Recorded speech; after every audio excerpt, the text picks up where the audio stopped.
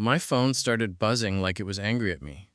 Not a text, not a notification, a call, then another, then another. I'd left it on silent, but some calls still push through when they're repeated enough times.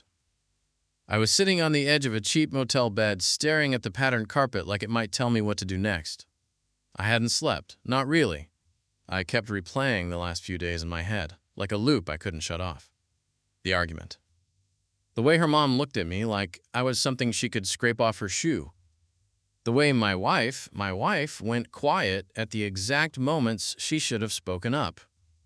And then the part that kept sticking in my throat, the feeling that it was no longer me and her versus a problem. It was them versus me. I grabbed the phone, squinting at the bright screen. Her dad. My father-in-law. For a second, I honestly thought it was a glitch, like my brain was too tired to read correctly. He never called me, ever. Not because we hated each other. He was just the kind of guy who stayed in his lane. Polite, distant, quiet. The type who let his wife do the talking and nodded like he was agreeing with the weather. So why was he calling now? The phone stopped. 2 seconds later, it rang again. Something in my gut tightened. If he was calling, it wasn't normal. I answered. Hello? There was a pause, a long one. I could hear breathing like he'd pressed call and then immediately regretted it. Then, in a voice I'd never heard from him before, shaky, confused, almost nervous, he said, Hey, is that you? Yeah, I said, it's me. Another pause, like he was searching for the right words, and then he hit me with the sentence that made my entire body go cold. Where did you go? Not, how are you? Not, are you okay? Where did you go? Like I'd vanished, like I'd abandoned something. Like I was supposed to be somewhere and I wasn't. I swallowed hard. What do you mean? He exhaled, and it sounded like someone trying to keep a lid on boiling water. I don't know, He stopped. Restarted. They're saying you just disappeared, that you caused a scene, and now you're not answering anyone. My throat went tight. There it was. It hadn't even been a full day, and they already had a storyline. A clean, simple one. Something you could repeat at brunch. Something that made them look reasonable and made me look unstable. I stared at the wall across from me, peeling paint, a cheap framed print, nothing real, and said carefully, Who's saying that? He hesitated, like the answer was obvious, but he didn't like saying it out loud. My wife and my daughter. Of course. I closed my eyes for a second. The air in the room felt too warm, too thick. I could hear my own heartbeat. What? I stopped, rethought the question. Why are you calling me? Because that was the part that didn't fit. He wasn't the messenger. He wasn't the enforcer. He wasn't even the commentator. He was background noise in the family, the man who stayed out of the storm. But now he was calling me with that weird edge in his voice, like he'd stepped into something he didn't understand. He took another breath. Because something's not adding up. Just those words lit something up in my brain. Not adding up. I sat up straighter. What's not adding up? He lowered his voice, and that shift, like he suddenly remembered walls have ears, made my stomach drop. I shouldn't even be telling you this, he said, but I saw something. On her phone. My fingers tightened around the phone. This wasn't going where I expected. At all. On whose phone?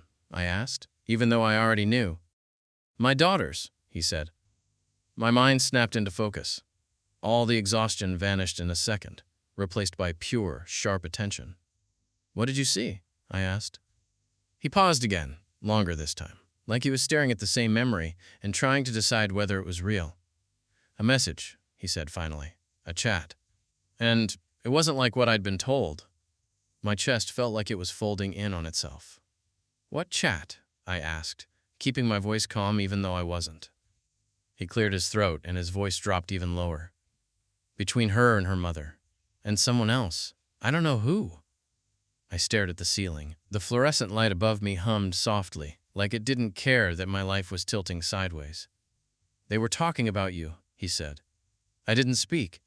I couldn't, I just listened. And he continued, slowly, like each word was heavier than the last. They were saying they had to handle you, that you needed to be reminded who runs things, and if you didn't fall in line, they'd make sure everyone heard their version first. My mouth went dry. There it was. Not just a disagreement, not just family drama, a plan. A coordinated effort to control the story before I could even open my mouth. I felt something snap into place in my head, like a puzzle piece I'd been forcing the wrong way for weeks. All the weird moments suddenly made sense. The private arguments that somehow got repeated back to me word for word by her mother. The way my wife would suddenly change her stance after talking to her family. The little comments from relatives that didn't match anything I'd actually said. They weren't guessing. They were being fed a script. And now apparently her dad had stumbled into the writer's room. I finally found my voice. Do you believe them? He didn't answer immediately, and that silence told me everything. I don't know, he admitted, and he sounded almost embarrassed. I wasn't there, but I've known you long enough to know you don't just explode for no reason. And then I saw that chat, and he trailed off. It didn't feel right. I stared down at my hands, and I realized they were shaking. Not from fear. From the sudden, brutal clarity of it. Because the scariest part of being turned into the villain isn't the anger, it's the doubt. It's that slow poison that makes you ask yourself, am I the problem? And in one accidental phone call, her dad had done what no one else had done. He had validated reality. He kept talking, and now there was frustration in his tone, quiet, controlled, but real. I'm not calling you to start a war, he said. I don't want screaming, I don't want a family blow-up. But I need you to tell me what actually happened, because right now it feels like, he paused, it feels like somebody is playing dirty. I swallowed. This was the moment where the story could split in two directions. One, I stay quiet, let them keep controlling the narrative, let everyone believe whatever they want, and I become the bad guy forever. Two, I tell the truth, calmly, clearly, and I let the chips fall where they fall. I took a breath. Okay, I said, I'll tell you, but I need to ask you something first. Yeah, he said.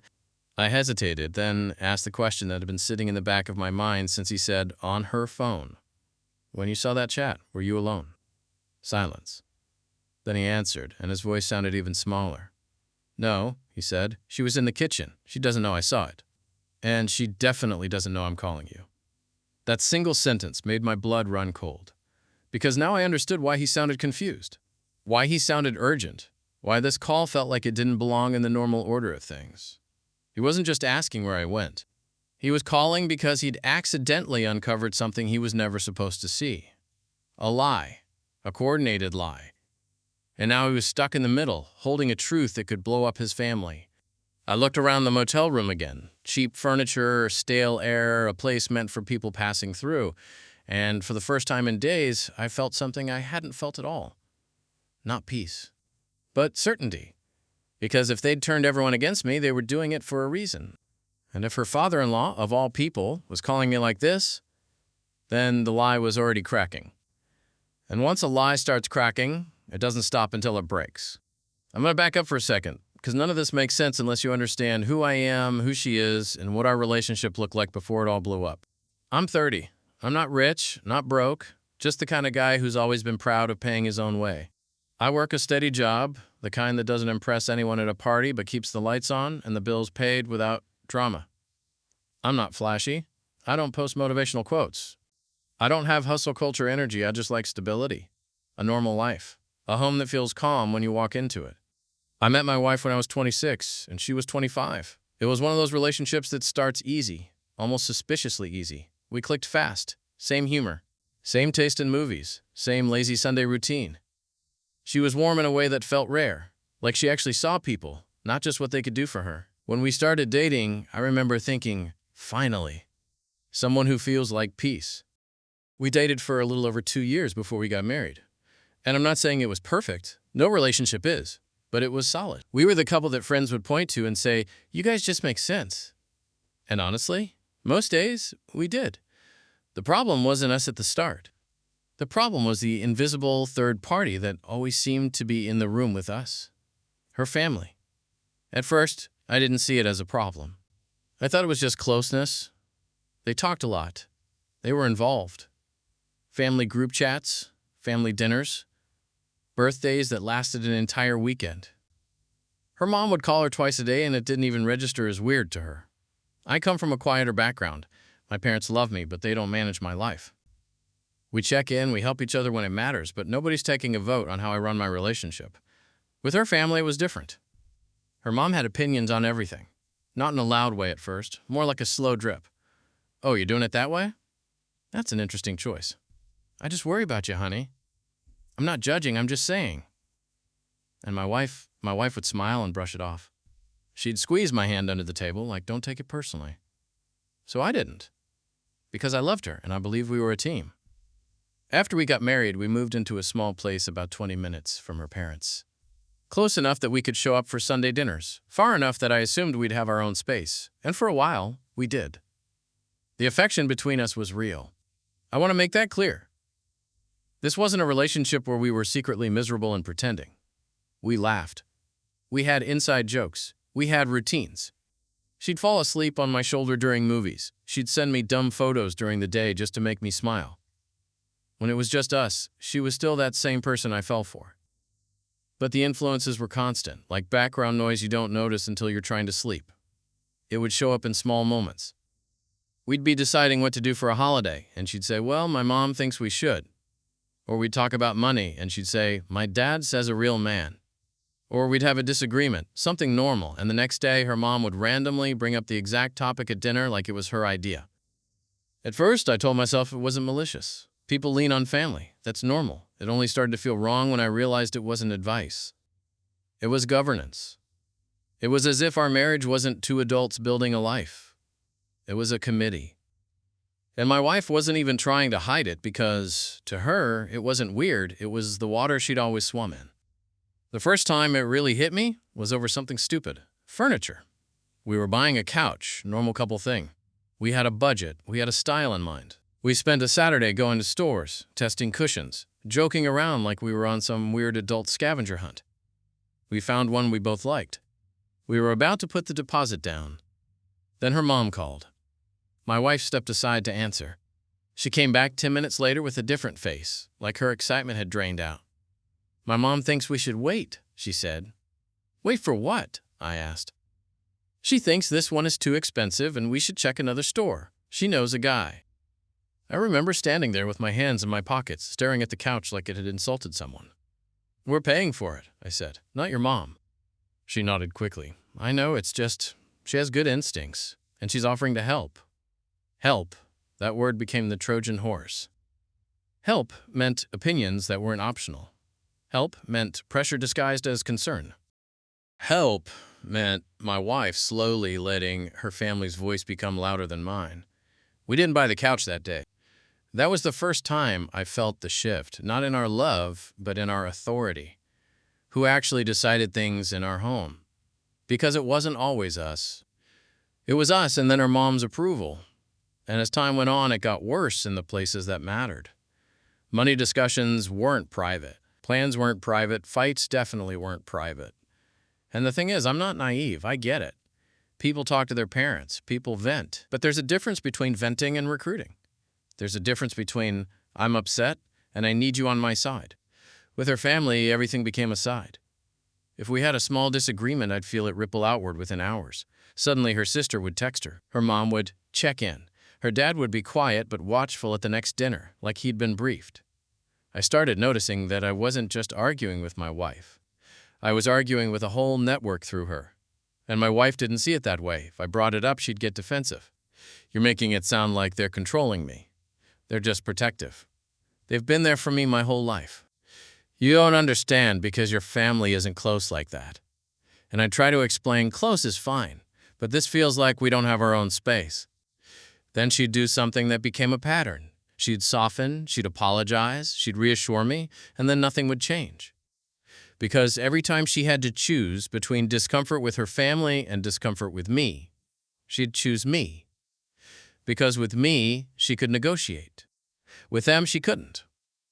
That's the part that took me the longest to admit.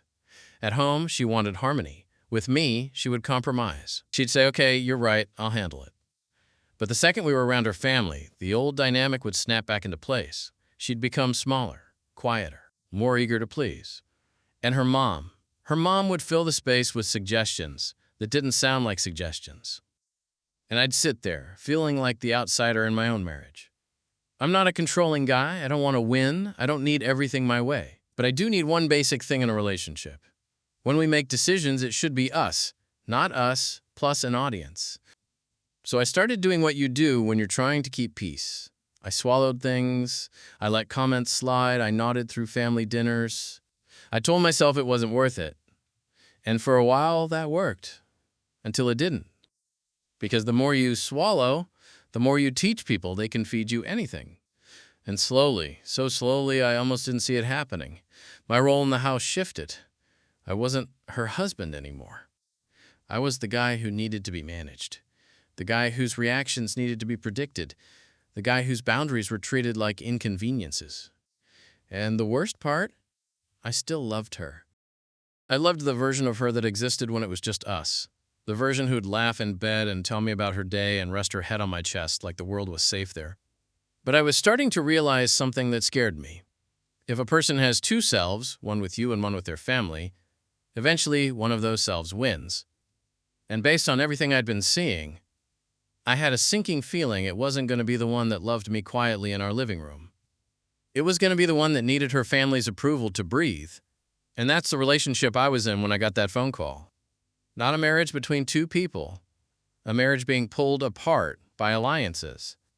And I didn't even realize how far it had gone until her father, of all people, accidentally cracked it open with one confused question. Where did you go? If you're trying to understand how they managed to turn an entire group against me so fast, you need to understand the cast. Not just who they are, but how they operate, who talks to who influences who, and who always ends up winning when decisions get made. Because this wasn't one argument, it was a system, and every system has roles. Hash, hash, hash. My wife wasn't a villain. That's the part that messed with my head the most, when it was just us, alone, quiet, no audience. She was loving. She could be thoughtful. She could be funny, soft, and real. She would look me in the eye and tell me she understood why I was upset. But when her family entered the picture, she changed. Not in a dramatic way. Not like she flipped a switch and became cruel. More like she reverted into an older version of herself, the version that learned early that keeping the peace at home meant keeping her mother happy. She'd tell me, "I'm on your side," and I believe she meant it in the moment. But then she'd get a call from her mom, and suddenly the issue wasn't what's fair. It was, how do we keep everyone calm? She didn't like conflict, so she treated conflict like a fire. You smother it, you don't analyze it. The problem is, when you smother things, you don't extinguish the truth. You just bury it. And buried truth has a way of coming back up in the ugliest way possible. If I had to sum up her role, it was this. She was the bridge, and bridges get walked on. She didn't realize that being in the middle wasn't neutral. The middle still belongs to somebody. And most of the time, she gave that middle to her family, because that's where the pressure was strongest. Hash, hash, hash. Her dad was the one person in that family who didn't seem to enjoy the drama. He wasn't cold, exactly, just contained. He'd ask me how work was going, nod along, tell a short story about something he fixed around the house, then disappear into the background. He was the type who thinks staying quiet is the same thing as staying out of it. But quiet people still have opinions. They just don't share them until something forces it. And that's what made his call so dangerous to the entire dynamic. Because his normal role was neutral. Which sounds harmless, but in that family, neutrality had a hidden purpose. It kept the peace. It let her mom run the show without resistance. It kept everyone from having to admit that this wasn't a family. It was a hierarchy. So when he called me, confused, when he admitted he'd seen something that didn't match the official story, it wasn't just a personal moment. It was a breach. He wasn't supposed to know what he knew. He wasn't supposed to question what he'd been told. And he definitely wasn't supposed to come to me directly. He became the third-party point of view I didn't have, the one thing their system couldn't control, an insider who wasn't fully on board. Hash, hash, hash. Her mom wasn't the type to scream and throw plates. She didn't need to. She had something stronger than volume, influence. She used concern like a weapon. I'm just worried about her. I'm only saying this because I love you guys. I don't want to interfere, but... And then she'd interfere. She spoke in suggestions, but everyone heard them as instructions. Not because she said, do this, but because the consequences of not doing it were clear. Guilt, coldness, lectures, the silent treatment, the family becoming disappointed. She didn't argue to find the truth. She argued to win the narrative. And once I understood that, a lot of things clicked. Because every time there was tension between me and my wife, her mother didn't ask, "What happened?" She asked, "What do we tell people?" That's a very different mindset. It's not about resolution. It's about control. Her mother's role in the family was simple. She was the editor. She decided what the story was, and everyone else read from the script.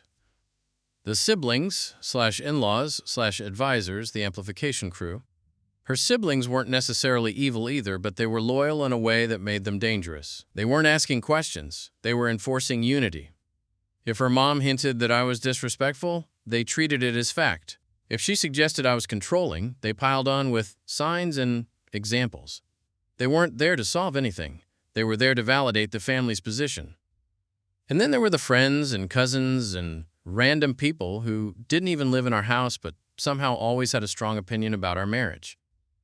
Those were the advisors, the ones who hear one version of a story and then become experts. They did what groups always do when they smell conflict. They picked a side early, and once they picked it, they defended it like it was their job. The worst part? They didn't need proof. They had something more powerful in their eyes: consensus. If enough people believe it, it becomes true, at least socially. And social truth is the only truth some families care about. And then there was me. I wasn't perfect, but I was consistent. I was the one paying most of the bills. Not because she didn't work. She did. But because my income was steadier. And when you're building a life, someone usually takes on more weight at first. I didn't mind it. I saw it as teamwork. If we were in this together, it didn't matter who paid for what as long as we were moving forward. I was also the one who adapted. I adjusted my schedule for family events. I bit my tongue when her mom made little comments. I showed up to dinners after long workdays because it mattered to my wife. I tried to be respectful even when I felt like I was being tested. And that's exactly why I had so much to lose. Because the more you invest, the harder it is to walk away. The more you give, the more people assume you'll keep giving. And the second you stop, you're not just setting boundaries. You're disrupting the system. I had a home. I had a marriage. I had joint plans, shared routines, shared finances. I had a reputation with people who mattered to her. I had the role of the stable one, the provider, the reasonable guy. And in their world, the easiest way to defeat someone like that isn't to fight them directly. It's to isolate them, to make them look unstable, to make them look selfish, to make them look like the problem. Because if they could make me the villain, then they wouldn't have to answer any uncomfortable questions about their own behavior.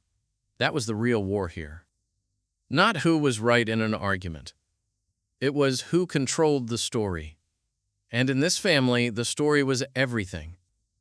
So when my father-in-law called me, confused, nervous, speaking like a man who just stepped on a landmine, what he was really doing was poking a hole in the one thing they needed to stay in control: a single, unified narrative. If that narrative cracked, even a little, the alliances would start shifting, people would start asking questions. And once questions start, a family built on pressure and appearances starts to panic. That's why his phone call mattered. It wasn't just a check-in. It was a leak from inside the system. And I could feel, even before he finished speaking, that they were going to do everything they could to seal it, fast. The request didn't come in a calm, reasonable way. It came the way her family did everything, in a group, in public, and with the assumption that the answer was already yes.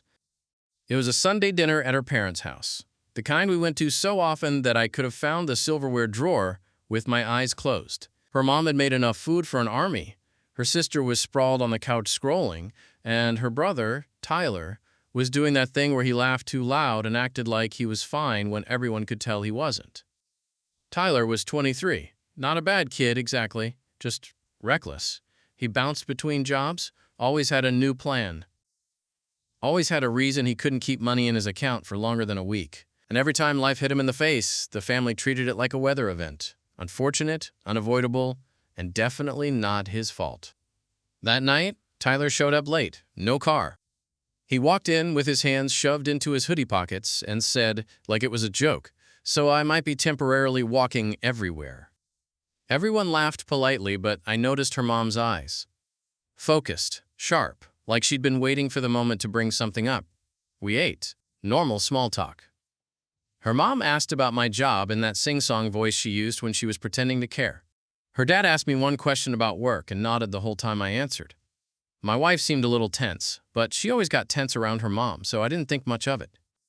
Then dessert came out, and that's when her mother set the plate down a little harder than necessary and said, "Okay, we need to talk about Tyler." The room shifted. Tyler suddenly got very interested in his phone. Her sister sat up like this was going to be entertaining. My wife's shoulders tightened. Her mom looked at my wife first, then at me, then back at my wife again, like she was cueing her. My wife cleared her throat. "Mom." "No," her mom said sweetly. "This is important. We're family. We handle things as a family." That phrase, "as a family," was never comforting. In their world, it meant one thing. We vote, and you don't want to be the one voting no. Her mom turned to Tyler. "Tell him." Tyler glanced at me like he hated this part. "My car's done," he said. "Transmission, it's not worth fixing."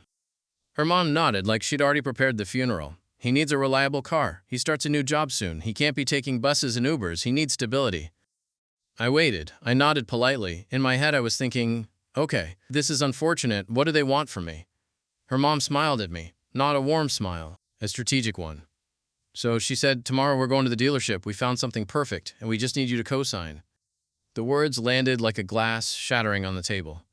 I blinked. "I'm sorry, what?" My wife's eyes snapped to her mom. "Mom, we didn't."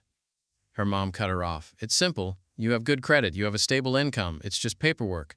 Tyler makes the payments. Everybody wins." Tyler kept his eyes down like he was hoping the tablecloth would open and swallow him. I looked at my wife. She looked back at me, and I could see it all over her face. She knew this was coming, and she didn't stop it. That hurt more than I expected. I took a slow breath. "I understand he needs a car," I said, keeping my voice calm. "But I'm not comfortable co-signing alone." Her mom's smile stayed in place, but her eyes changed. "Why not?" "Because it's a legal responsibility. Because if he misses payments, my credit is destroyed. Because if he totals the car, I'm on the hook. Because he has a history of not handling responsibility." I didn't say any of that, not yet. Instead, I said the simplest truth. Because it puts me at financial risk. Tyler finally looked up. His face was already defensive. "I'm not going to screw you over." Her mom immediately backed him up. "He wouldn't do that. He's trying. He just needs support." I nodded again, still calm. "I'm not saying he's a bad person. I'm saying I can't sign something that makes me responsible for the debt." Her sister snorted. "Wow." Her mom leaned back in her chair like she was settling in for the real conversation now. "So you'd rather let him struggle?" "No," I said quickly. "I'm willing to help in other ways. We can help him find a cheaper car. I can contribute something toward a down payment. I can help him with rides until he's stable. But co-signing isn't." Her mom held up a hand like she was stopping a child from interrupting an adult. "No, that's not the same." "It's still help," I said, trying to stay even. "It's not the help he needs," she replied. "The help he needs is a car he can count on, and you're in a position to make that happen." I stared at her. The language was careful, but the message was clear. You can do it, so you should do it. And if you don't, you're selfish. My wife spoke up, voice small. "Maybe we could just talk about it, not decide right now." Her mom turned to her, and the smile got tighter. "Honey, this isn't complicated. Tyler needs a car. Your husband can fix it with one signature." Then she looked back at me. "And if you're saying no, I'd like to understand what kind of man says no to family." There it was. Not a request anymore, a test of character, a public loyalty check. I could feel heat climbing up my neck, but I forced myself to keep my tone steady. "I'm not saying no to helping. I'm saying no to co-signing. Those are different things." Her mom's eyebrows lifted. "Are they?" "Yes," I said. "Because one is support. The other is me taking responsibility for someone else's debt." Tyler pushed his chair back a little. "So you think I'm irresponsible?" "I think you've had a hard time being consistent," I said carefully. "That's not an insult, it's just history." His face flushed. "That's messed up." My wife reached for his arm. "Tyler." But her mom was already moving. She leaned forward, and her voice softened, dangerously soft. "Let's be honest. This isn't about money. This is about control." I felt my stomach drop. "What?" Her mom tilted her head like she was explaining something obvious. "You don't like that we're involved. You don't like that she talks to us. You don't like that we're close. And now you're using this as a way to prove you're in charge." I stared at her, genuinely stunned. I had said no to a financial risk. That was it. That was the whole thing. And she had just rewritten it into a power struggle. My wife looked horrified. Mom, that's not what. Her mom cut her off again. Then what is it? Because I'm hearing excuses. I'm hearing risk and responsibility, when what I'm really seeing is a man who doesn't trust his wife's family and doesn't want her helping her own brother. There was a beat of silence where no one breathed. Then her sister chimed in, like she'd been waiting for her line. That's actually really controlling. And just like that, I could feel the floor shift under me, the alliance forming in real time. One word, controlling. And suddenly, I wasn't a guy setting a boundary. I was a threat. I looked at my wife. Do you think I'm controlling? Her eyes flicked to her mom, then to Tyler, then back to me. And she did the thing she always did under pressure. She didn't answer directly. I just wish we could help him, she said. My chest tightened. We can help him. I just said that. Her mom sighed dramatically, like I was exhausting her. Help isn't half measures. Help is stepping up. And if you're refusing, then you're making a statement. I swallowed hard. Yes, I am. The statement is, I'm not putting my financial future on the line for this. Tyler stood up, now fully angry. Forget it. I don't want your help. Her mom immediately turned that into a performance. Look what you did. You embarrassed him. You made him feel like a burden. I didn't. I started, but it was pointless. The room had already decided what they wanted to hear. Her dad, the quiet one, finally spoke. Just one sentence, and even that sounded cautious. Maybe we should all calm down, he said. Her mom didn't even look at him. No, this needs to be said. Then she turned back to me, eyes locked, and said something I still remember word for word. If you marry into a family, you don't get to act like you're above it. Above it. Like basic boundaries were arrogance. I set my fork down, hands steady even though my heart was pounding. I'm not above anyone, I said, but I'm also not a bank, and I'm not signing. The room went quiet again, but it wasn't peaceful quiet. It was that cold, offended quiet you get when someone refuses to follow the script. Her mom's face didn't change much. She just nodded slowly, like she was filing something away. Okay, she said, that tells me a lot. And in that moment, I knew the dinner wasn't the real battle. The real battle was what happened after, behind my back. Because in families like this, when you say no, they don't hear no. They hear challenge. And they don't respond by negotiating. They respond by recruiting. As we were leaving, my wife walked beside me like she was made of glass. She didn't touch me, she didn't defend me. She just kept staring straight ahead, like if she looked at me, she might have to admit something she wasn't ready to face. When we got to the car, she finally whispered, "You didn't have to make it so harsh." I looked at her, stunned all over again. Harsh? I stayed calm the whole time. She didn't answer. She just got in, shut the door, and stared out the window. And that's when I understood what her mom had just accomplished. It wasn't about the loan anymore. It was about painting me into a corner where any boundary I set could be framed as an attack. And once they framed it that way, they could start telling the story they wanted. That I was selfish. That I was controlling. That I turned on the family. That I made a scene. All because I said one simple word. No.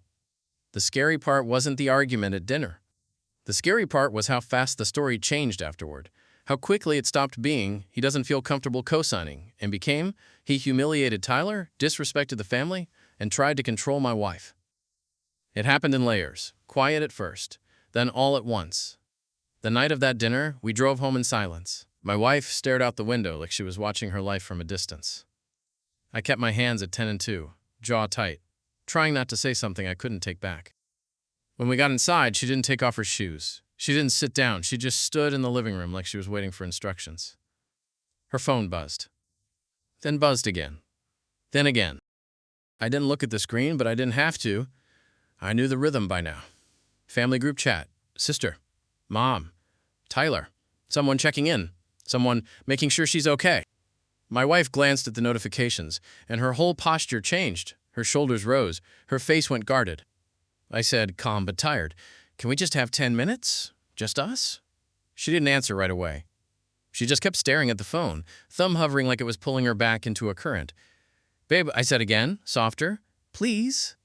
She finally exhaled and put the phone face down on the counter like it was burning her. "Okay, 10 minutes. 10 minutes, like privacy was a favor. I tried to frame it the way I'd framed it at dinner. Simple, rational. I'm not trying to hurt your brother, I said. I'm not trying to embarrass anyone. I'm saying co-signing is a big deal. We can help in other ways. She nodded quickly. I know.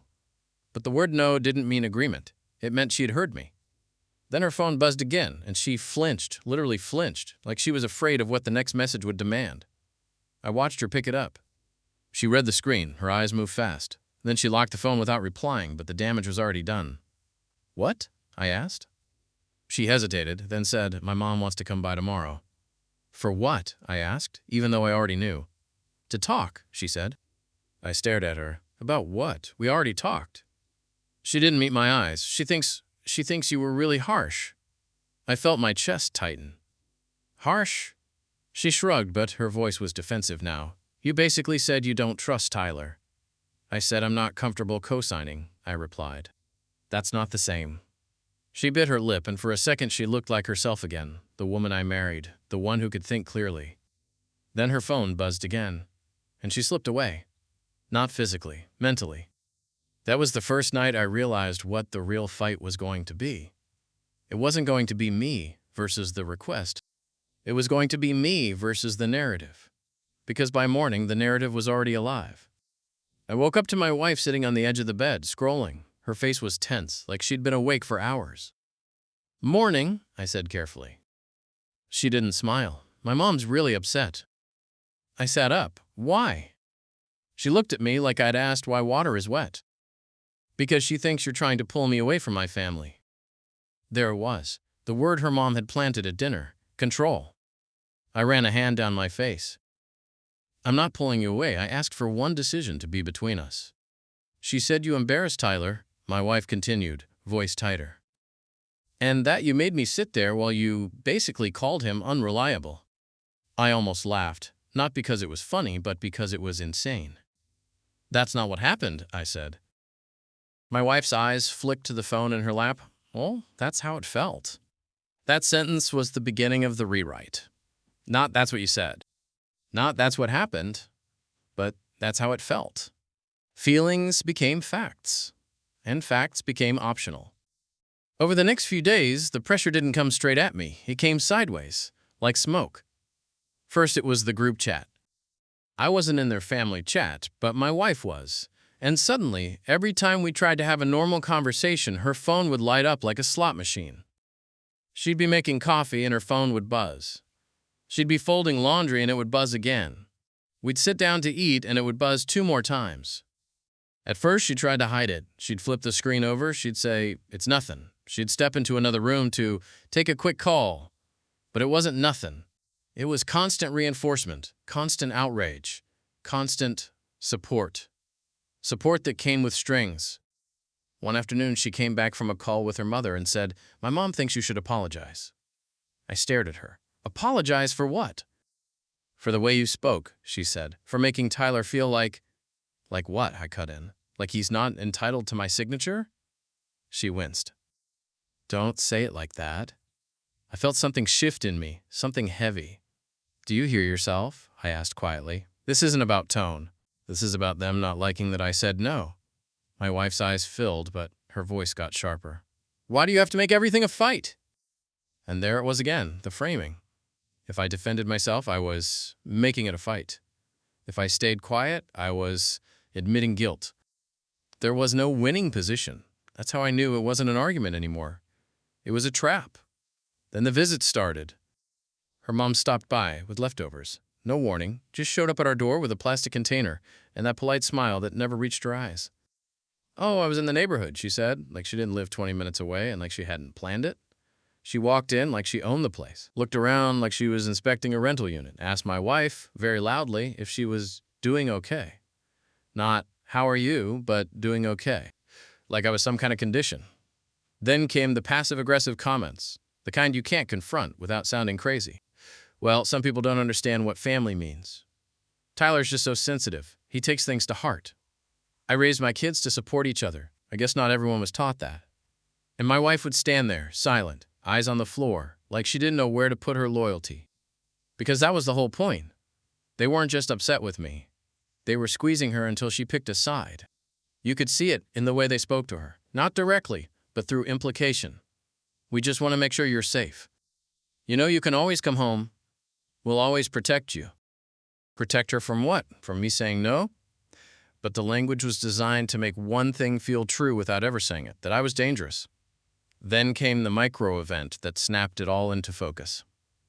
It was a Tuesday night. We'd had a long day. I was finally sitting on the couch, trying to decompress. My wife was in the kitchen, phone to her ear, talking quietly.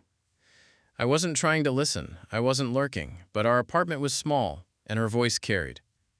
I heard her say, "I did tell him." Then a pause.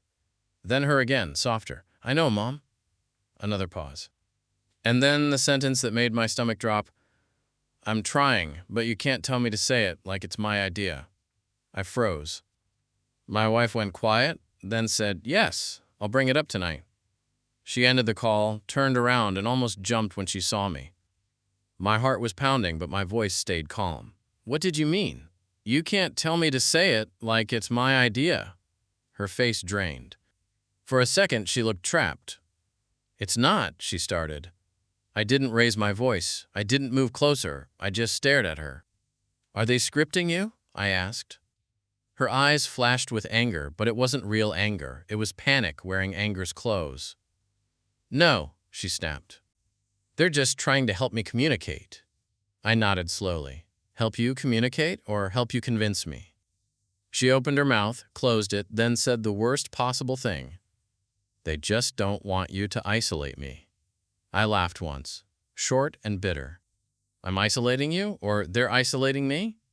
She looked away, and in that moment I saw it, the shape of the plan. It wasn't one big attack. It was pressure, repeated from multiple directions, using the same keywords. Harsh, controlling, isolating, family. They weren't reacting, they were coordinating. And my wife, whether she meant to or not, was the channel. That night I sat in bed next to her, and I realized I wasn't just dealing with an in-law problem. I was dealing with an alliance. A group of people who had decided that my no was unacceptable, and that the solution wasn't to respect it. The solution was to make me pay for it socially until I broke. And once I understood that, I stopped arguing like this was a normal disagreement. Because it wasn't.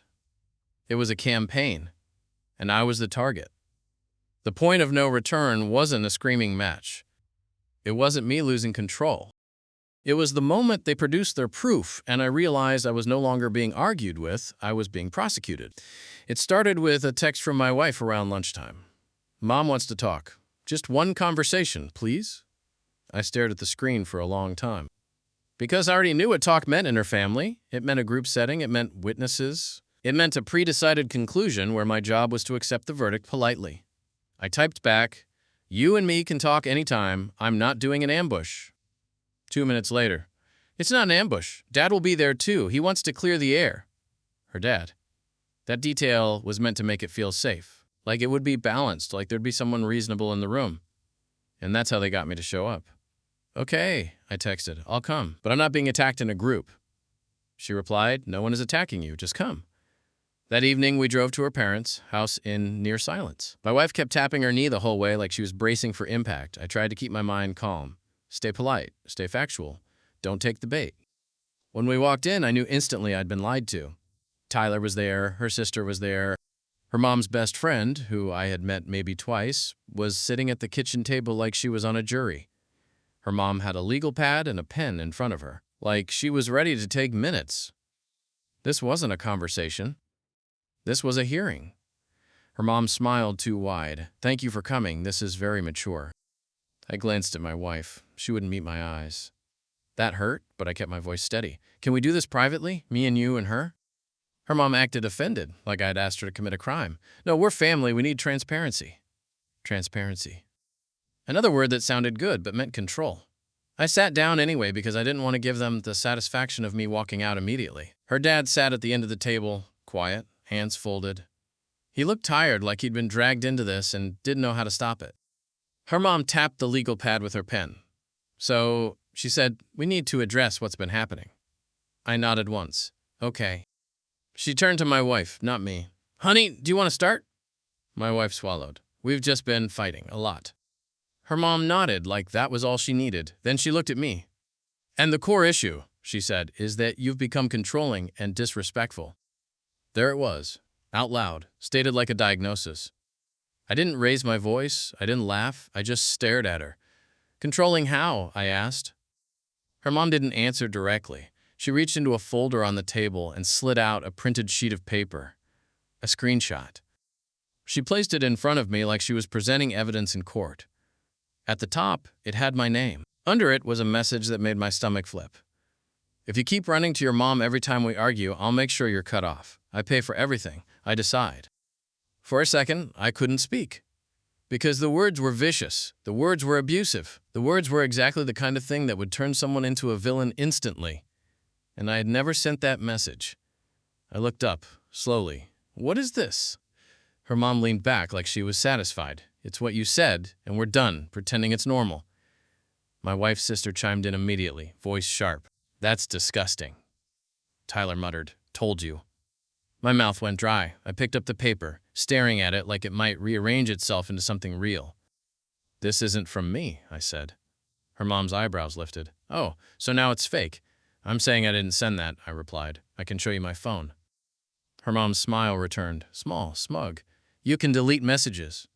I felt my pulse in my ears. "If you think I deleted it, check the carrier logs. Check anything. But I didn't send this." Her mom tapped the pen again. "What's more likely, that the whole family is lying or that you're lying because you got caught?" Lose-lose. If I defended myself, I looked guilty. If I stayed calm, I looked cold. If I got angry, I proved their point. I turned to my wife. This was the moment that mattered. The only person in that room who could stop this from turning into a lynching was her. "Did you get this from me?" I asked her quietly. My wife stared at the paper like it was radioactive. Then she whispered, "That's what it said." I stared at her. "I'm asking you if I sent it." Her mom snapped, "Don't interrogate her." I ignored her. "Did I send that message?" My wife's eyes filled, but she still wouldn't look at me. I don't know. I saw it. You don't know?" I repeated, incredulous. "It would be in our chat. You'd have it on your phone." Her sister cut in, loud. "Stop twisting it. This is what you do. You confuse people." That sentence hit me like a slap, not because it was true, because it was rehearsed. It sounded like something copied from an article titled "Signs You're Dating a Narcissist." Her mom nodded gravely. "Exactly, gaslighting." Gaslighting. I almost laughed. Not because it was funny, because it was surreal. They had moved from "cosign a car" to "you're an abuser" in record time, and they were doing it with buzzwords like they were reading from a script. I leaned forward, voice still controlled. "You're saying I threatened to cut off my wife financially. That's serious. If you believe that, then you're saying I'm dangerous." Her mom didn't flinch. "I'm saying you were emotionally abusive." My wife made a small sound, like she wanted to protest, but nothing came out. Her mom pushed the folder toward me again, like she wasn't done. "And that's not all," she said. "We've been documenting patterns." Documenting. That word again, like this was a case file. She pulled out another page, a list of examples. He gets upset when she talks to her family. He wants decisions to be private. He refuses to support Tyler. He makes her feel guilty for being close to us. He isolates her. Every bullet point was a twist, a half-truth reshaped into something sinister. "Wanting privacy in a marriage isn't isolation," I said. Her mom shook her head sadly. "It's isolation when you're doing it to control her." I looked at her dad. He was staring at the table, jaw tight, like he hated this but didn't know how to stop it. Then her mom delivered the trap like she'd been waiting for it. "If you have nothing to hide," she said, "hand over your phone, right now. Let her go through it." My stomach dropped. There it was, the perfect lose-lose. If I said no, I was hiding something. If I said yes, I surrendered basic boundaries and dignity, and they'd still find a way to interpret anything they saw as proof. I sat back, steadying my breathing. "No." Her sister scoffed. "Wow." Her mom widened her eyes. "So you refuse transparency?" "I refuse a public search of my private device," I said. "That's not transparency, that's humiliation." Tyler leaned forward, finally enjoying himself. "You're guilty." I looked at my wife again. "Do you want to go through my phone?" And for a moment, just a moment, I thought she might say no, that she might stand up and say, "This is insane." Instead, she whispered, "If you have nothing to hide." My chest went hollow. Not because I had something to hide, because she was repeating their line. She wasn't my partner in that moment. She was the witness they'd turned. I nodded slowly. Okay. Her mom's mouth curled like she'd won. I stood up. Everyone looked confused, like they expected me to hand over the phone, like they expected me to submit. Instead, I said, calm and clear, "This isn't a conversation. This is an attack. You brought printed screenshots and a pattern list. You invited an audience. You demanded my phone. You called me abusive. That's not clearing the air. That's a setup." Her mom snapped, "Don't you dare." I held up a hand. Not aggressive, just final. "I'm leaving," I said. "And I'm not having any more discussions in a group." My wife stood halfway, panicked. "Please don't do this." I looked at her, and my voice softened, not because I was weak, but because I was heartbroken. "I didn't do this," I said. "I came here for you. And you let them put me on trial." Her eyes spilled over. "I just want peace. And I just want a marriage," I replied, "not a committee." I walked out before my emotions could rise any higher, because I could feel it. The moment I stayed, the moment I argued, the moment I raised my voice, they'd get their clip, their proof, their story. I drove around for an hour without thinking, just letting the anger burn off into exhaustion. My phone kept buzzing. Calls, texts. The same people who had just called me abusive now wanted me to come back and talk like adults. I pulled into a parking lot and finally looked at the messages. From her mom, "You proved our point." From her sister, "If you leave, you're admitting it." From Tyler, "Hope you enjoy being alone." From my wife, "Please come home. Just apologize so this can stop." There it was, the final twist of the knife. Not, "I'm sorry they ambushed you." Not, "I believe you." Just, "Apologize so this can stop." I stared at the screen until my eyes hurt. Then I did something I'd never done with her family. I blocked her mother. I blocked Tyler. I blocked her sister. Not out of spite. Out of survival. Because once someone decides you're the villain, they don't argue to understand you. They argue to trap you. They collect evidence.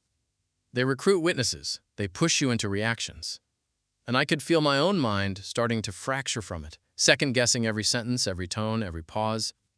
So I went quiet. I turned off notifications. I didn't answer calls. I didn't respond to the group pressure, the insults, the bait. I got a motel room because I didn't trust what would happen if I went back home in the middle of that storm. Not physically, but emotionally. I didn't want to be cornered again. I didn't want to be recorded. I didn't want to become the version of myself they were trying to create. I sent my wife one message. "I need space. I love you, but I won't be put on trial again. If you want to talk, it's you and me, no audience." Then I put the phone face down and stared at the ceiling.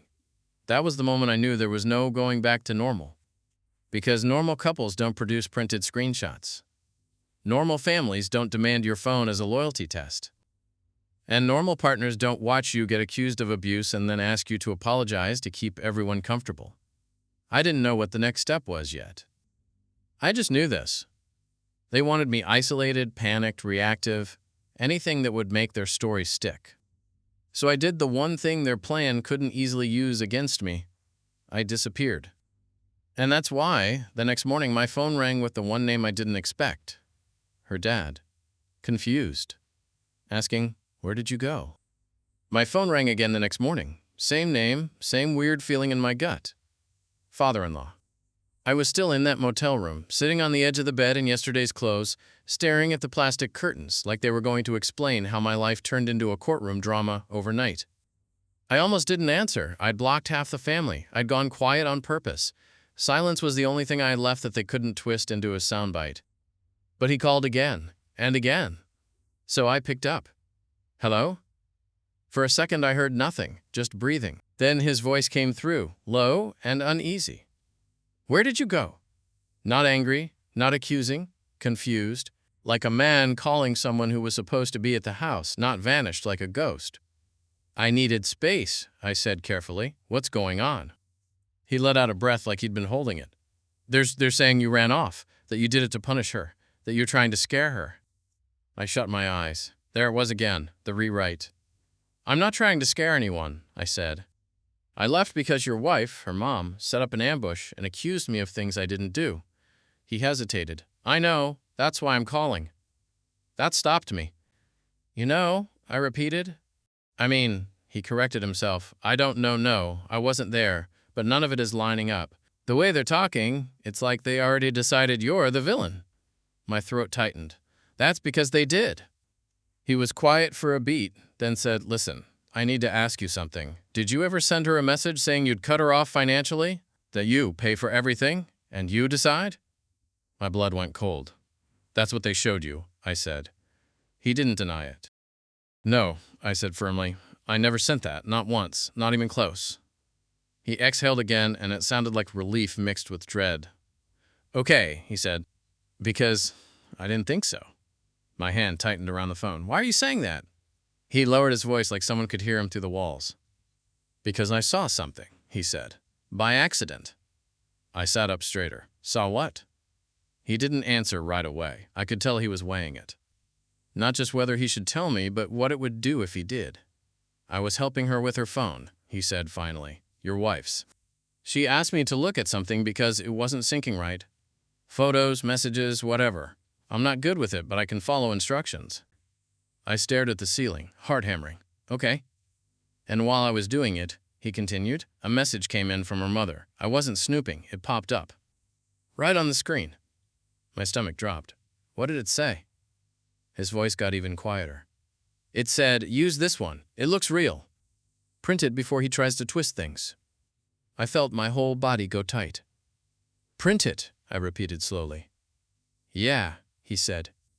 And then another message right after. And don't forget to delete the draft. We don't need him seeing it later. For a second, I couldn't speak. Because suddenly the legal pad and the printed screenshot and the little performance about patterns made perfect sense. They didn't find proof. They made proof. I swallowed hard. Are you sure that's what it said? I'm sure, he replied. And then, like he wanted to prove he wasn't exaggerating, he added details. I remember because it made my skin crawl. It didn't sound like concern. It sounded like strategy. My jaw clenched. Did you see the screenshot? Yes, he said. Not the whole thing at first, but then she handed me the phone and said, just close it. Like she was nervous. And I saw the picture open. It looked like a text conversation with your name at the top. My mouth went dry, so the screenshot they showed me came from her mom. Silence. Then he said the words I didn't know I needed until that moment. This isn't normal. Third-party validation hits different. When you're inside a mess like this, people can convince you that you're overreacting, that you're dramatic, that you're imagining patterns. But hearing her father say this isn't normal, hearing it from someone who had nothing to gain from defending me, felt like someone finally opening a window in a room I'd been suffocating in. I let out a slow breath. Why would she do that? He sounded tired. Because you said no, and she doesn't accept no. I was quiet. He continued. And now there was something in his voice I hadn't heard before. Anger, but controlled. Like a man realizing he'd been used. They told me you stormed out because you couldn't handle being confronted, he said. But if that screenshot was real, why would my wife need to tell her to use this one and print it? Exactly. And there's more, he added. I felt my pulse spike. What more? I saw a charge, he said, on our bank app. I was paying a bill and it popped up, FedEx office. Then another one, some print shop, same night you were here, same time frame. I sat perfectly still. He wasn't just offering a feeling, he was offering timing, something measurable. They printed it, I said. I think they did, he replied, and I think it was planned before you even walked in the door. My stomach churned. Because if that was true, then the entire conversation wasn't a reaction to my behavior. It was a setup waiting for a trigger. And the trigger was simply me refusing to co-sign. I gripped the phone tighter. Did you tell anyone you saw this? No, he said quickly. No, and I'm not going to. Not yet. Why not? I asked, and I hated the edge in my voice because it sounded like desperation. Because if I say something out loud, it turns into a war, he said. And I'm not naive. I know how this goes. She'll say I'm misunderstood. She'll say I'm confused. She'll say I'm taking your side. And then suddenly I'm the enemy too. That landed hard. Because it wasn't just me they were isolating. It was anyone who didn't follow the script. I took a breath, forced my voice steady. Then why call me? He paused. Because I don't like being lied to, he said, and I don't like watching someone get pinned to a wall with something that isn't true. I could hear the conflict in him. This was his wife, his daughter, his home.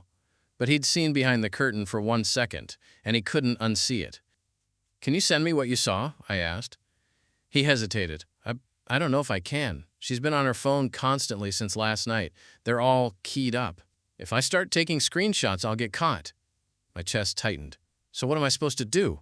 His voice got firmer. "Don't go back there, not alone, not into a room where they control the audience and the story." I didn't answer. Because the truth was, I hadn't planned to go back. Not like that. He went on, like he was thinking out loud now. "They're acting like you disappearing proves you're guilty," he said. "But I keep thinking a guilty person would have stayed to perform. You left because you were cornered." I swallowed. "That's exactly why I left."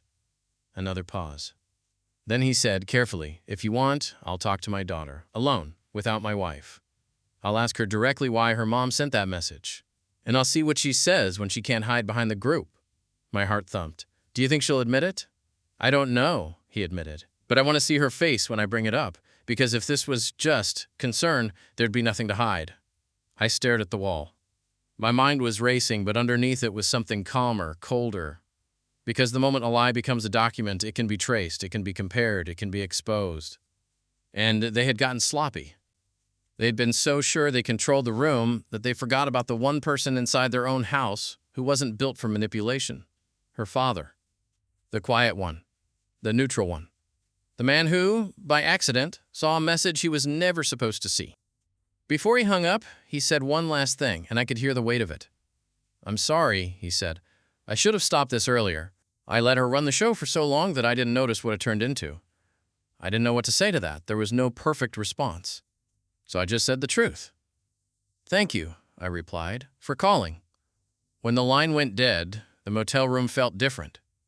Not safer, not solved, but different.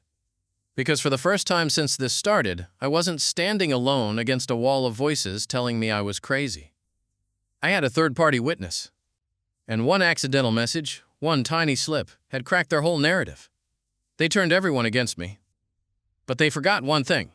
Lies don't just destroy the target. Eventually, they destroy the people who created them. After my father-in-law hung up, I just sat there with the phone in my hand, staring at the blank screen like it might light back up with a different ending. Because that call did something I hadn't been able to do on my own. It pulled me out of the fog. Up until then, I had been reacting, defending myself, explaining the same simple boundary over and over. I'm not co-signing alone, while they kept reshaping it into something uglier. He's controlling. He's isolating her. He's abusive. And when you're stuck inside that kind of pressure, you start doing the worst thing possible. You start trying to prove you're not the monster they're describing. You start performing calmness. You start picking every word like you're walking through glass.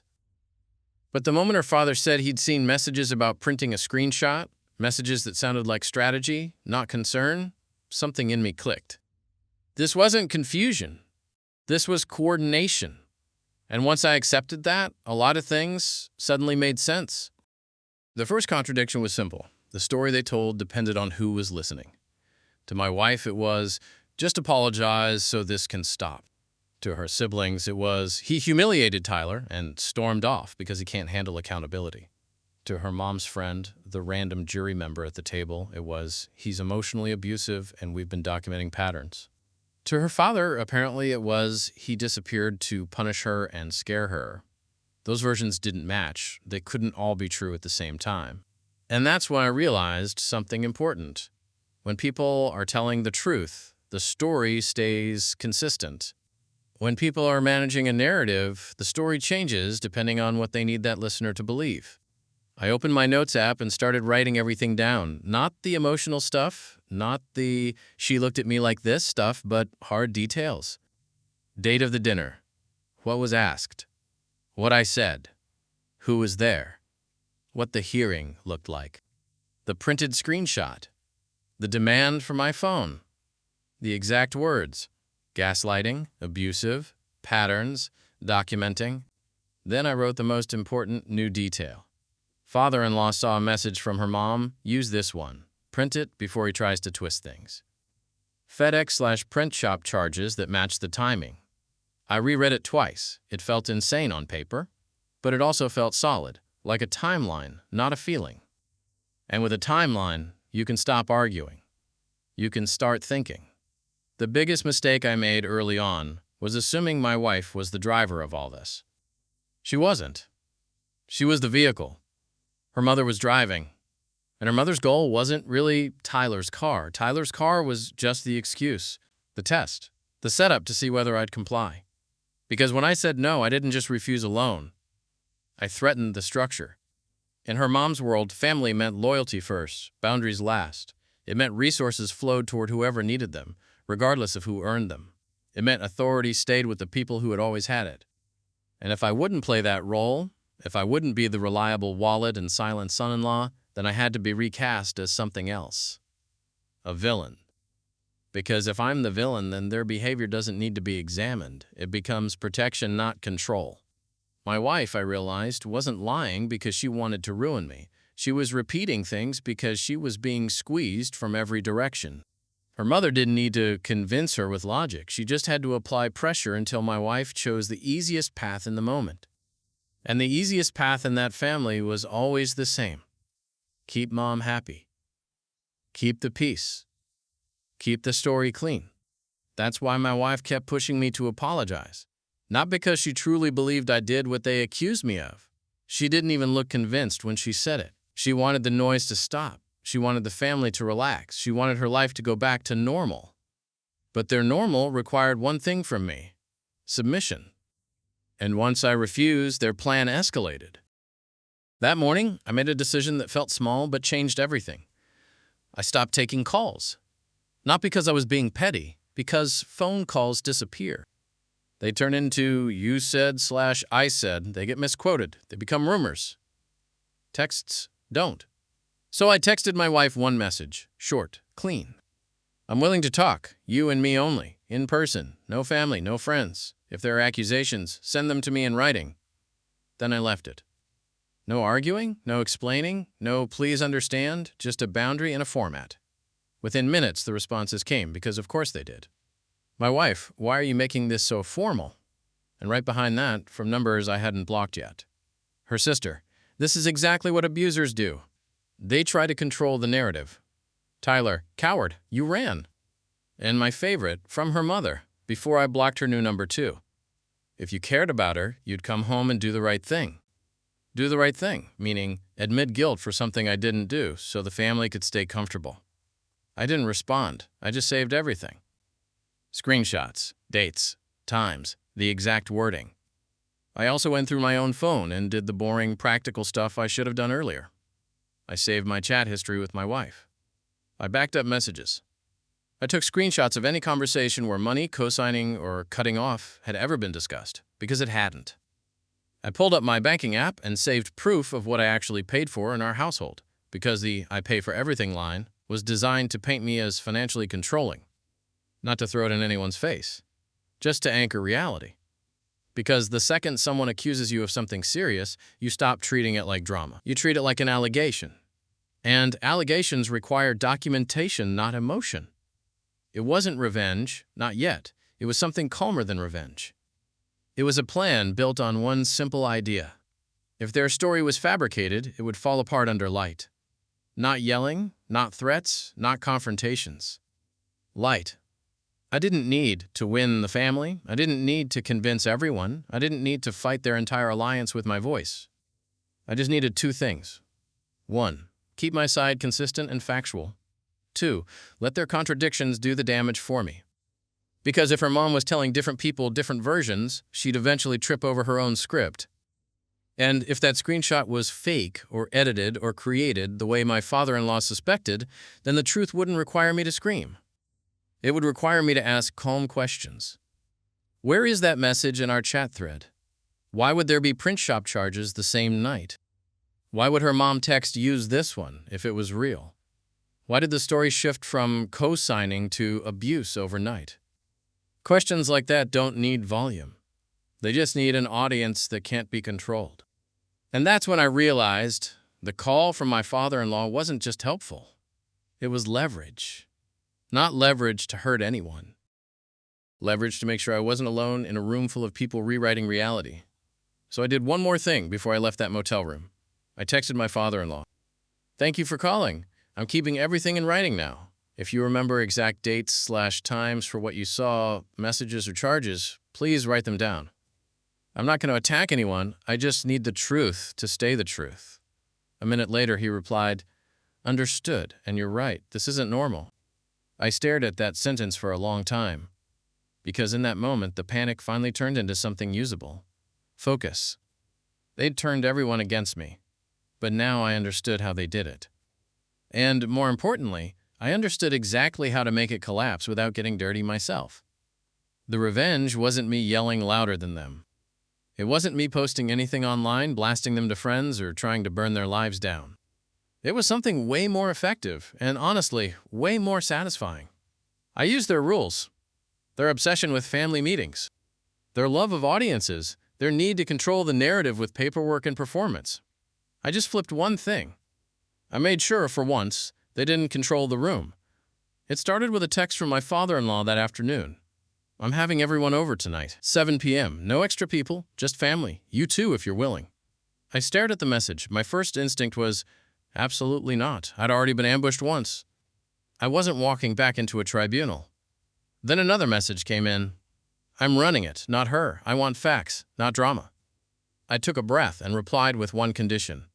"I'll come if you moderate. No friends, no jury, and no one touches my phone. Everything stays respectful, or I leave." He responded immediately. "Agreed, and I'll say that at the door." That's when I realized what this really was. My father-in-law wasn't inviting me to be punished. He was inviting me to watch the lie collapse in front of the same people they tried to weaponize against me. And he was doing it the only way his family understood, an official meeting. At 6:55, I pulled into their driveway. My stomach was tight, but my head was clear. I wasn't there to convince them I was a good guy. I wasn't there to beg. I was there to let the truth sit in the middle of the table and do its job. When I walked up, the front door opened before I even knocked. My father-in-law stood there like a bouncer. Behind him, I saw my mother-in-law in the hallway, already tense. My wife was on the couch, eyes red. Tyler was pacing like he'd had 6 energy drinks. My sister-in-law was scrolling, pretending she didn't care. And then I saw it. My mother-in-law's best friend, again, walking in from the kitchen like she lived there now. My father-in-law held up a hand. "No," he said, calm but firm. My mother-in-law blinked. She's not family," he said. "Not tonight." His wife's face tightened like someone had pinched her. "We're just trying to keep things." "We're keeping things simple," he cut in. "Family only." The friend looked awkward, then grabbed her purse and left without a word. It was such a small moment, but it felt huge. For the first time, her mom didn't get to pick the audience. I stepped inside. My wife looked up like she wanted to run to me and apologize, and also like she was terrified of what her mother would do if she did, so she stayed frozen. My father-in-law pointed at the dining table. "Sit," he said, "everyone." And when I tell you it was surreal, I mean it. Because the table was set up like a meeting. Not in a scary way, more like ridiculously organized. There were notepads, there were pens, there was even a little stack of paper in front of my father-in-law. He caught me looking and gave a quick, dry shrug. "They like paperwork," he said, "so I brought paperwork." My mother-in-law's eyes narrowed. "What is this?" "It's an agenda," he said. "One topic at a time. No interruptions, no name-calling, and no rewriting what's said after the fact." Tyler scoffed. "This is so dramatic." My father-in-law looked at him without blinking. "You want dramatic?" he asked. "Because I've seen dramatic, and I'm done with it." Silence. He turned to me. "I'm going to ask questions," he said. "Short ones. If you answer, answer directly. If you don't know, say you don't know. If anyone starts spiraling, we stop." Then he looked straight at his wife. "And if anyone lies, we'll find out." My mother-in-law laughed once, sharp. "Oh my God!" My father-in-law didn't react. "First," he said, tapping the top sheet, "the claim." He slid a paper forward. Not to me, but into the center like it was a shared exhibit. It was the printed screenshot. The one that said I'd threatened to cut my wife off financially. My wife flinched when she saw it, like she wished it would disappear. My father-in-law spoke calmly. "This message is being used to label him abusive," he said, nodding toward me. So we're going to verify it the simplest way possible. He looked at my wife. Open your messages, he said. Find that text in the actual thread. Not a screenshot, the thread. My wife's eyes darted to her mom, then back to her dad. Just show it, her father said, gentle but firm. My mother-in-law jumped in immediately. She doesn't have to. She does, my father-in-law replied. If we're calling someone abusive, we don't do it off a picture, we do it off reality. My wife hesitated, then picked up her phone. She opened our chat, scrolled, and I watched her face change. Confusion first, then discomfort, then panic, because it wasn't there. Of course it wasn't. My sister-in-law leaned forward, suddenly interested. Tyler stopped pacing. My wife scrolled harder, like scrolling could create a message that didn't exist. It was, she whispered. My father-in-law didn't move. Search the phrase, he said. Type, cut off, type, I decide. My wife did. Nothing. My mother-in-law's voice snapped. He deleted it. I didn't even respond. I let my father-in-law handle it. He nodded once, like he'd expected that line. Okay, he said. Then we check his phone too. Same search. I took out my phone and did it. Right there, calm, no attitude. Nothing. My father-in-law leaned back slightly. So, he said, very quietly, this message doesn't exist on either device. Tyler exploded, because he's hiding it! My father-in-law held up a hand without looking at him. Second, he said, the timeline. He turned to my mother-in-law. You said he sent this after the dinner, he said, correct? She lifted her chin. Yes. And you printed it, he said, like it was an obvious next detail. Her eyes flashed. We printed the evidence, yes. My father-in-law nodded, then picked up his phone and put it on the table screen up. He tapped twice and turned it so everyone could see. A banking app. A transaction list. 2 charges, same evening. FedEx office / print center. Local copy shop. My wife's mouth opened slightly. My sister-in-law's eyebrows shot up. Tyler looked confused, like he hadn't known this part. My mother-in-law's face went rigid. My father-in-law spoke like he was reading weather. These charges were made the night of the conversation, he said, before he left, before he went silent. My mother-in-law snapped, so what? We printed what she showed us. My father-in-law nodded once. Right, he said. And that brings me to the third point. He reached into his stack and pulled out a single sheet, not a screenshot, not a dramatic printout. A handwritten note. It had a date and a time at the top. My wife stared at it like she didn't understand what she was looking at. My father-in-law looked directly at his wife. When I was helping our daughter with her phone, he said, a notification popped up. From you. My mother-in-law's eyes widened just a fraction. She recovered fast. I don't know what you think, you. He kept going, steady. It said, use this one. It looks real. Print it before he tries to twist things. The room went dead silent. My wife's head turned slowly toward her mother, like her neck didn't want to move. My sister-in-law whispered, what the hell? Tyler looked around, suddenly uncertain. My mother-in-law laughed, but it came out wrong. Too loud, too forced. That's ridiculous, she said. He's making that up. My father-in-law didn't raise his voice. I wrote it down immediately, he said, because it made my skin crawl. And because it didn't sound like a mother protecting her daughter. It sounded like someone managing a story. My mother-in-law's face reddened. You're taking his side. No, my father-in-law said. I'm taking the truth's side. Then he looked at my wife. Sweetheart, he said, softer, did your mother ever tell you to phrase things like they were your idea? My wife froze. Her hands started shaking. And then the dam broke. She swallowed, eyes glossy, and whispered, yes. My mother-in-law snapped her head around. Don't you dare. My wife flinched, but her father's presence was holding the room steady. Yes, my wife said again, louder this time. She told me to say things like they were my idea. She told me not to tell him you were involved. She told me if I didn't handle it, I'd lose the family. Tyler's jaw dropped. My sister-in-law stared at her mom like she'd never seen her before. My mother-in-law slammed her hand on the table. This is unbelievable, she hissed, after everything I've done.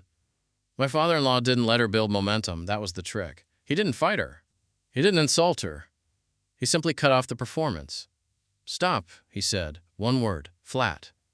Then he turned to Tyler. "Do you even have a budget for a car?" he asked. Tyler blinked. "What?" "Do you have proof of income?" my father-in-law continued. "Do you have a plan for payments, insurance, maintenance?" Tyler sputtered. "That's not." "That's the entire point," my father-in-law said. "This started with a request. He said no to co-signing, and instead of accepting that, this turned into a character assassination." He looked around the table. "You all went along with it," he said, "because it was easier than asking hard questions." My mother-in-law's voice shook with anger now. "So you're just going to let him control her?" I didn't even speak. I didn't have to. The room was watching her now, not me. My father-in-law sighed, like a man who'd finally gotten tired of swallowing his own life. "No," he said, "I'm going to stop you from controlling everyone." That was the moment it hit her. She wasn't in charge of the room anymore. And without control, her whole strategy fell apart. My father-in-law turned to me. "I invited you here to clear your name," he said. "I think it's clear." He turned to my wife. "And you," he said gently, "need to decide what kind of marriage you want, one with privacy and respect, or one where every disagreement becomes a family project." My wife started crying openly now, not dramatic crying, real crying, the kind that says, "I can't pretend anymore." Then my father-in-law delivered the consequence, quietly, brutally, and fairly. He looked at his wife. "You owe him an apology," he said, "tonight. And you're not contacting him again unless he initiates. No more messages, no more surprise visits, no more recruiting people." My mother-in-law's mouth opened, furious. "And Tyler," my father-in-law added, "you're not getting a cosigner from anyone, not until you can show you can handle responsibility without a rescue mission." Tyler snapped. This is reality," my father-in-law said. Then he stood up, signaling the meeting was done. It was absurd in a way, because he'd used their exact format, their exact obsession with family transparency, their exact love of making things official. But he used it for the one thing they couldn't stand. Facts. And I didn't gloat, I didn't rub it in, I didn't even smile. I just gathered my phone and stood quietly, because the best part of this kind of revenge is that you don't have to swing a punch. You just step out of the way and let the lie fall on its own creators. As I walked toward the door, my mother-in-law muttered something under her breath, something about betrayal, something about disrespect. My father-in-law didn't even look at her. He just said, calm as a judge, "You destroyed this, not him." And behind me, I heard my wife whisper, small and broken, "Mom, why?" That was the real consequence. Not humiliation. Not public shame. The moment the person you were manipulating finally looks at you and realizes you've been pulling strings. They turned everyone against me. And in the end, the lie didn't destroy me.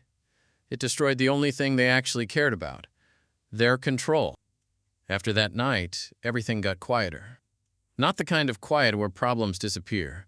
More like the kind of quiet you get after a storm finally moves past your street. The damage is still there. The branches are still down. But at least the wind stops screaming long enough for you to see what's actually broken. My father-in-law walked me out to the porch while everyone inside was still frozen in the aftermath. My wife was crying at the table. Tyler was angry and embarrassed. My mother-in-law looked like she'd swallowed a lit cigarette. Her dad didn't try to comfort me with big words. He just stood there beside me, hands in his pockets, looking out at the dark driveway. "I'm sorry," he said again, "not because you need pity, because you didn't deserve to be set up." I nodded. My throat felt tight, but my head was clear. "Thank you," I said, "for stopping it." He gave a small, tired smile. I should have stopped it years ago. That was the last time we spoke that night. He didn't ask me to stay. He didn't tell me what to do. He didn't try to manage my feelings. He just let the truth sit where it belonged, out in the open, then let me leave with my dignity intact. When I got back to the motel, my phone buzzed once. My wife. "Can we talk? Just us, please." I stared at the message for a full minute before answering. Not because I wanted to punish her, but because I needed to decide what kind of life I was willing to return to. Because here's the thing people don't get about boundaries. Once you have to fight for them, you can't pretend they weren't necessary. I wrote back, "Tomorrow, in person, no family, no group chat, no phones on the table." She replied immediately, "Yes." The next day, we met at a quiet coffee shop on the edge of town. Neutral ground, no home field advantage for anyone. She looked exhausted, like she'd been awake all night watching her world split into two versions of reality. She sat down across from me and didn't even try to ease into it. "I'm sorry," she said. "I'm so sorry." I didn't rush to comfort her. I didn't punish her either. I just let her speak. She took a shaky breath. "I didn't think it would go that far," she admitted. "I thought it was just pressure. I thought if I could get you to apologize, everyone would calm down and we could go back to normal." I nodded slowly. "But normal for you meant I had to accept being treated like a threat." She flinched, then whispered, "Yes." That was the moment I realized we still had two possible futures, and they were very different. I told her what I needed in plain language. Not promises, not tears, not "I'll try." Actions. No more family involvement in our fights, ever. No more surprise visits. Our home is not a public space. No more group pressure. If her mom texts about me, she doesn't reply. Therapy, not as punishment, as repair. Because what happened wasn't drama, it was a breakdown of trust. Written boundaries, simple rules in writing so nobody can twist them later. When I said written, she looked uncomfortable at first, like it felt cold. But I explained it the only way that made sense. If someone can fabricate a screenshot to destroy me, then we need structures that can't be rewritten. She nodded, tears running again, but this time it wasn't panic, it was realization. "I can do that," she said. And then she added something that mattered more than anything else. "I'll do it, even if my mom hates me for it." That line was the real test. Because anybody can say sorry when the room is tense. The question is what they do when the pressure comes back. If she meant it, we could rebuild. It wouldn't be fast. It wouldn't be easy. But it would be possible. I also told her the other truth. "If you can't do this," I said, "then we shouldn't stay married." She stared at me like the words hurt physically. And they did. They hurt me too. But I wasn't going to live in a marriage where my boundaries got voted on like a neighborhood ordinance. If she chose her family's comfort over our privacy, then the marriage would always be conditional. And conditional love isn't love, it's compliance. I told her calmly, if she couldn't cut the cord, we'd talk about separation, finances, and living arrangements like adults. No revenge, no humiliation. Just a clean exit that toxic systems hate the most, because it denies them the drama they feed on. A few days later, my father-in-law called again. This time, his voice was different, less confused, more resolved. "I told my wife she's not contacting you," he said. "And I told her we're not doing family meetings to gang up on people anymore." I paused. How did that go? He gave a short laugh that wasn't amused. "She's furious," he said, "but I'm done being quiet. Quiet didn't keep peace. Quiet just let things rot." That was the change. The man who'd always been neutral finally understood that neutrality in a toxic system is just passive permission. And for me, that call did something important. It reminded me I wasn't crazy. I wasn't dramatic. I wasn't too sensitive. A neutral witness saw it, named it, stopped it. That mattered. If there's one thing I took from all of this, it's not families are bad or never trust in-laws. It's simpler than that. Toxic alliances die the moment a neutral witness shows up. Manipulation survives in private. It struggles under light. Written boundaries beat endless arguments. You can't twist a clear rule into a new story every week. If someone truly loves you, they don't need a public audience against you. Love doesn't recruit a jury. Love handles conflict with respect. In the end, my revenge wasn't destruction, it was consequences. It was letting the lie collapse under its own weight and refusing to carry it for them. And whether my marriage survives or not, one thing is true. I will never again sit at a table where my humanity is up for debate. If you want more stories like this, family drama, unbelievable twists, and endings that feel fair, make sure you subscribe to the channel, because there are a lot more coming.